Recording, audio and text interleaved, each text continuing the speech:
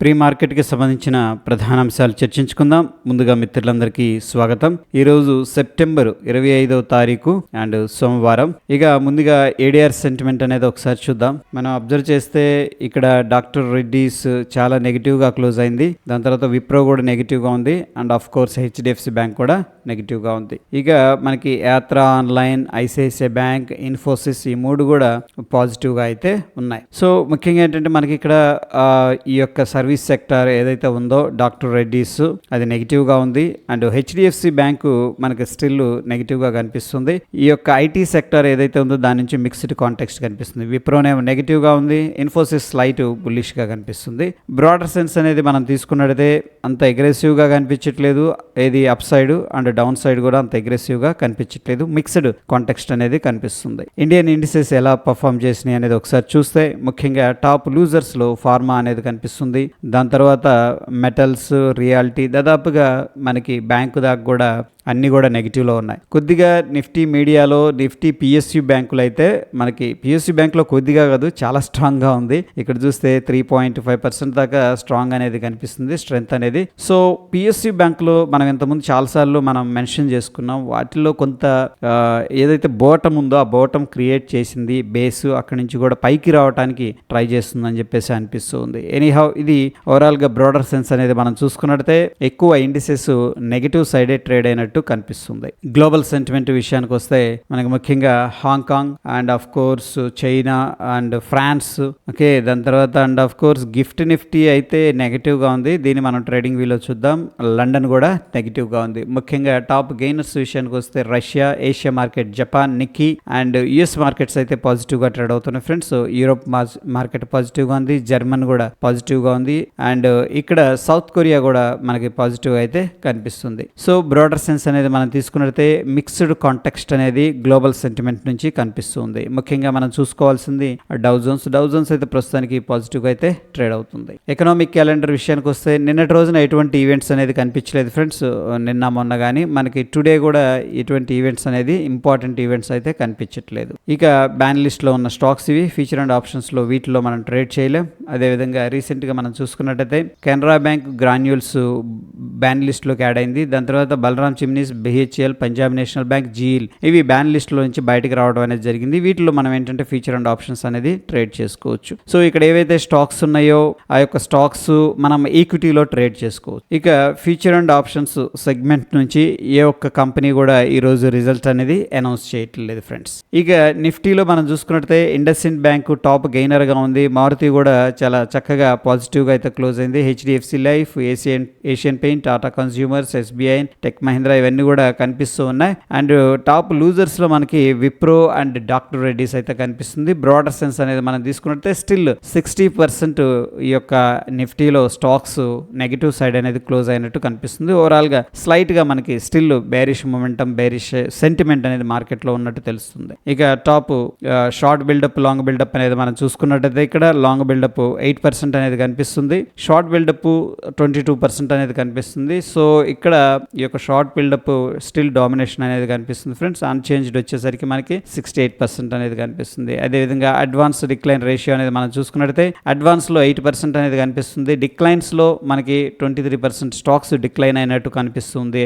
Unchanged వచ్చేసరికి 68% అనేది కనిపిస్తుంది. ఓవరాల్గా బ్రాడర్ పిక్చర్ అనేది మనం తీసుకున్నట్టయితే రైజ్ అయ్యే వాటికంటే కూడాను కిందకు పడిపోతున్న సంఖ్య ఎక్కువగా ఉంది, స్టాక్స్ సంఖ్య. అదేవిధంగా లాంగ్ బిల్డప్ కంటే కూడా షార్ట్ బిల్డప్ అనేది డామినేషన్ అనేది కనిపిస్తుంది. ఇక ఎఫ్ఐఎస్, డిఐఎస్ డెరివేటివ్ డేటా అనేది చూసుకున్నట్టయితే మనకి ఇక్కడ ఎఫ్ఐఎస్ అయితే షార్ట్ పొజిషన్ బిల్డప్ చేసినట్టు తెలుస్తుంది అండ్ ప్రొప్రైటరీ డిఐస్ ఈల్డ్ కూడా షార్ట్ పొజిషన్ బిల్డప్ చేసినట్టు తెలుస్తుంది. ఒక క్లయింట్ లాంగ్ పొజిషన్ బిల్డప్ చేసినట్టు కనిపిస్తుంది. ఇక FIS, DIS cash market data అనేది మనం చూసుకున్నట్టయితే ఈ మధ్య కాలంలో మనం అనుకున్నాం కదా ఎఫ్ఐఎస్ అయితే సిగ్నిఫికెంట్ గా క్యాష్ ని సెల్ చేస్తూ వచ్చినారు. మొన్న ఫ్రైడే చూసుకున్నట్టయితే 1326 కోట్లు క్యాష్ మార్కెట్లో సెల్ చేశారు. డిఐఎస్ 801 కోట్లు క్యాష్ మార్కెట్లో బై చేశారు. నెట్ టు నెట్ అనేది చూసుకున్నట్టయితే 525 కోట్లు స్టిల్ క్యాష్ మార్కెట్లో ఎగ్జిట్ అయినట్టు కనిపిస్తూ ఉంది. ఇకపోతే ఫ్రెండ్స్ మనం దీన్ని ఎక్స్పెరిమెంటల్గా యాడ్ చేసుకున్నాం, అన్యూజువల్ యాక్టివిటీ అనమాట ఆప్షన్స్లో.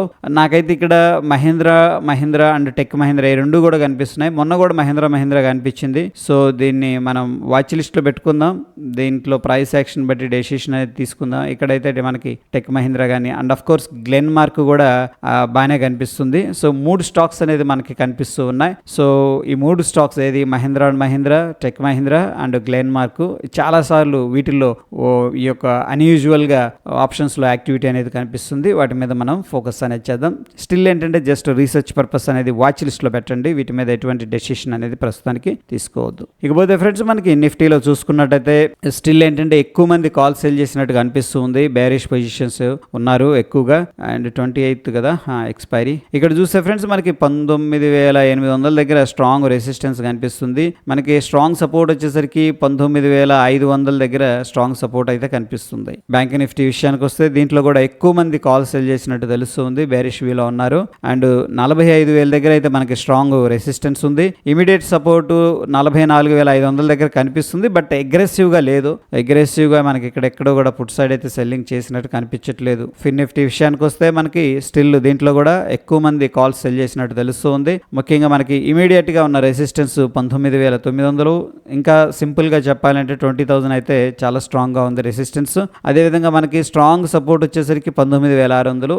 ఎక్కువగా పుట్ సైడ్ సెల్ చేయడానికి ఇష్టపడట్లేదు. ఎందుకంటే మార్కెట్ డౌన్ సైడ్ వస్తుంది కాబట్టి ఇంకా ఎంత కిందకి వెళుతుందో అన్న ఫియర్తో. ఇక మిడ్ క్యాప్లో మనకేంటంటే పుట్స్ అయితే చక్కగా సెల్ చేశారు. 9,000 దగ్గర స్ట్రాంగ్ ఈ యొక్క సపోర్ట్ అయితే కనిపిస్తుంది. అండ్ మోరోవర్ ఏంటంటే ఈరోజు మిడ్ క్యాప్ ఎక్స్పైరీ ఉంది ఫ్రెండ్స్. ఓకేనా, గమనించండి. మిడ్ క్యాప్ ఎక్స్పైరీ ఈ రోజు ఉంది. అదేవిధంగా దీంట్లో కూడా అయితే కాల్స్ సెల్ చేశారు. డామినేషన్ కనిపిస్తుంది. ముఖ్యంగా 9,150 దగ్గర స్ట్రాంగ్ సెల్లింగ్ అయితే కనిపిస్తుంది ఫ్రెండ్స్. బట్ ఇమీడియట్గా మనకున్న రెసిస్టెన్స్ 9,100.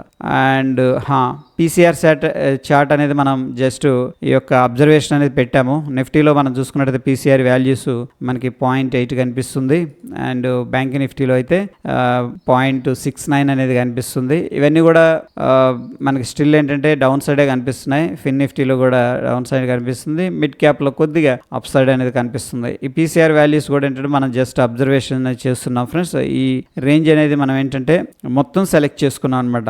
ఏదైతే స్ట్రైక్స్ ఉన్నాయో అన్ని స్ట్రైక్స్ అనేది సెలెక్ట్ చేసుకున్నాం. మనం చూస్తుంది పీసీఆర్ ఇక్కడ ఓపెన్ ఇంట్రెస్ట్, వాల్యూమ్స్ కాదు. గమనించండి, పీసీఆర్ వాల్యూమ్స్ కాదు, ఓపెన్ ఇంట్రెస్ట్ అనమాట.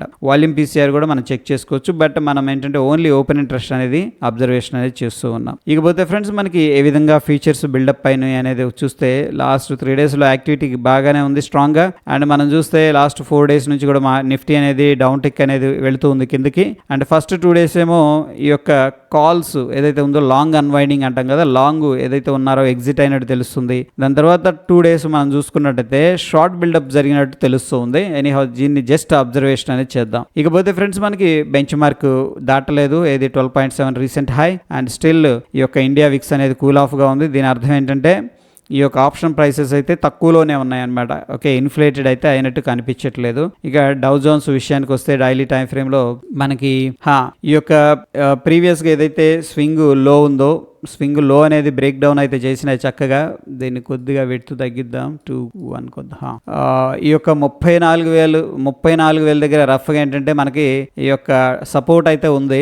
బట్ సపోర్ట్ అయితే బ్రేక్ చేశారు కానీ అంత అగ్రెసివ్ కనిపించట్లేదు. బట్ లోవర్ లో ఫార్మేషన్ లో వెళుతూ ఉంది. చూడండి, గమనించండి. ఇది very strong bearish candle, మారుబోజు candle. దాని తర్వాత ఈ యొక్క పైకి మళ్ళీ రావడం అనేది జరిగింది. అక్కడ నుంచి కూడా మళ్ళీ రిజెక్షన్ జరిగింది. సో ఎనీహౌ లో యాక్టివిటీ అనేది కనిపిస్తుంది ప్రీవియస్ స్ట్రక్చరల్ సపోర్ట్ దగ్గర. బట్ ఎనీహౌ ఏంటంటే మనకి డౌన్ సైడ్ రూమ్ ఉంది. స్టిల్ ఇక్కడ దాకా కూడా వెళ్ళొచ్చు. కొద్దిగా రిట్రేస్మెంట్ తీసుకునే పాసిబిలిటీ కూడా కనిపిస్తుంది బేస్డ్ ఆన్ ద ఈ యొక్క ప్రైస్ యాక్షన్. ఇకపోతే మనకి బ్యాంక్ నిఫ్టీలో 1 అవర్ టైం ఫ్రేమ్ లో అబ్జర్వ్ చేస్తే ఫ్రెండ్స్ మనకి ఈ యొక్క ఇంపార్టెంట్ లెవెల్ వచ్చేసరికి 45,000 లెవెల్ అనేది వెరీ వెరీ ఇంపార్టెంట్ లెవెల్. ఏది బ్యాంక్ నిఫ్టీలో ఒకవేళ మార్కెట్ వెళ్ళాలి అంటే కూడా 45,000 లెవెల్ని బ్రేక్అవుట్ చేసి అనేది వెళ్లాల్సి ఉంటుంది ఫ్రెండ్స్. ఓకే, సో దాని తర్వాత మనకి ఇమీడియట్ గా ఉన్న సపోర్ట్ వచ్చేసరికి 44,500 and 44,399.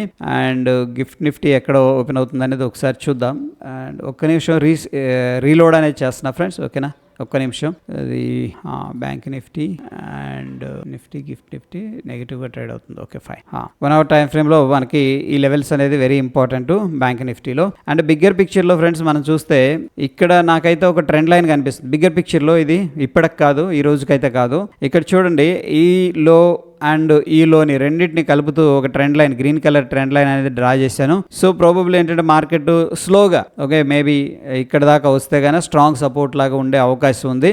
Okay so yeah that is there. ఇది వెరీ వెరీ ఇంపార్టెంట్ లెవెల్ అనమాట. మనకి ఒక రకంగా చెప్పాలంటే లెఫ్ట్ సైడ్ షోల్డర్ గా కనిపిస్తుంది ఇక్కడ, అండ్ ఇది వచ్చేసరికి హెడ్ లాగా కనిపిస్తుంది, ఇది వచ్చేసరికి మనకి రైట్ సైడ్ షోల్డర్ లాగా కనిపిస్తుంది. ఇన్ కేస్ మార్కెట్ వీక్ గా వస్తే ఈ యొక్క నెక్ లైన్ అనేది వెరీ వెరీ క్రూషియల్ లెవెల్ ఇది బ్యాంక్ నిఫ్టీలో. ఇక నిఫ్టీలో మనం చూసుకున్నట్టయితే ఫ్రెండ్స్ పర్సనల్గా ఏంటంటే ఈ యొక్క లెవెల్ అనేది వెరీ ఇంపార్టెంట్. ఇది 19,900 అనేది మనకున్న ఇమీడియట్ రెసిస్టెన్స్ లెవెల్. అదేవిధంగా 19,800 అనేది కూడా మనకున్న రెసిస్టెన్స్ లెవెల్ ఇది మన నిఫ్టీలో. అయితే ఫ్రెండ్స్ ఇక్కడ ఏదైతే ఎల్లో కలర్ మార్క్ చేసుకున్నామో ఇది జోన్ అనమాట. ఈ జోన్ కూడా వెరీ ఇంపార్టెంట్. ఒకవేళ మార్కెట్ అనేది వస్తే వీక్గా ఉండి ఈ జోన్లో మనకి రియాక్షన్ అనేది జరగవచ్చు అని నేను ఎక్స్పెక్ట్ చేస్తున్నాను. ఎనీహౌ మనకున్న సపోర్ట్ జోన్ వచ్చేసరికి సపోర్ట్ లెవెల్స్ 19,551 అండ్ 19,500 ఈ రెండు కూడా మనకి ఇమీడియట్గా ఉన్న సపోర్ట్ లెవెల్స్ ఇది యొక్క నిఫ్టీ 50లో.